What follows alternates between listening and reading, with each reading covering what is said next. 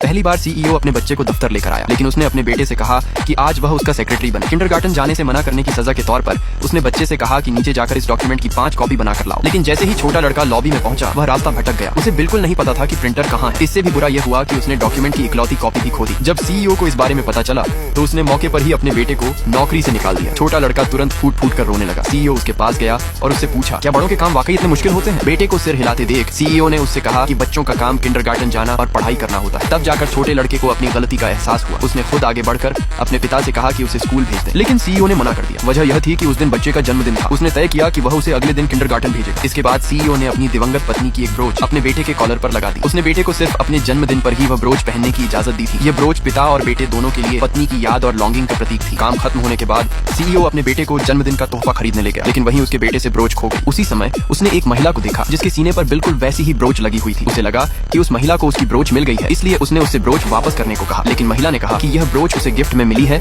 और यह उसकी निजी चीज है। जब महिला ने ब्रोच लौटाने से इनकार कर दिया तो सीईओ ने सुझाव दिया कि वे दोनों मिलकर सुपरमार्केट का सीसीटीवी फुटेज चेक कर लेते हैं, लेकिन महिला ने सीधे मना कर दिया क्योंकि उसे अपनी बेटी का जन्मदिन मनाने जाना था। जब दोनों के बीच बहस हो रही थी तभी छोटे लड़के को ब्रोच अपनी जेब में मिल गई। सीईओ तुरंत हैरान रह गया क्योंकि यह ब्रोच उसकी पत्नी ने खुद हाथ से बनाई। उसे समझ नहीं आ रहा था कि उस महिला के पास बिल्कुल उसी तरह की ब्रोच कैसे हो सकती। जब वह उस महिला से यह पूछने के लिए उसके पीछे जाने वाला था तब तक वह महिला गायब हो चुकी थी। सीईओ को लगा कि वह शायद उसे दोबारा कभी नहीं देख पाएगा, लेकिन अगले ही दिन उसने उस महिला को फिर से देख लिया। उस समय वह महिला उसकी कार के शीशे में अपना मेकअप कर रही थी। महिला के सीने पर वही ब्रोच देखकर सीईओ ने तुरंत कार की खिड़की नीचे कर दी। जैसे ही महिला ने उसे देखा वह बेहद शर्मिंदा हो गई। वह वहां से जाने लगी लेकिन गलती से गिर पड़ी। सीईओ तुरंत कार से बाहर निकला और उसकी हालत देखने लगा। ब्रोच के बारे में सच्चाई जानने के लिए उसने महिला से खुद माफी मांगी और फिर उससे उसका कॉन्टैक्ट नंबर मांगा। महिला हैरान हो गई। अगले ही पल सीईओ ने कार पर खरोंच लगे हिस्से की ओर इशारा किया। तब महिला को समझ आया कि गिरते वक्त उसे सीईओ की कार पर खरोंच लग गई थी, इसलिए उसे मजबूरन अपना कॉन्टैक्ट नंबर सीईओ की कार पर चिपकाना पड़ा।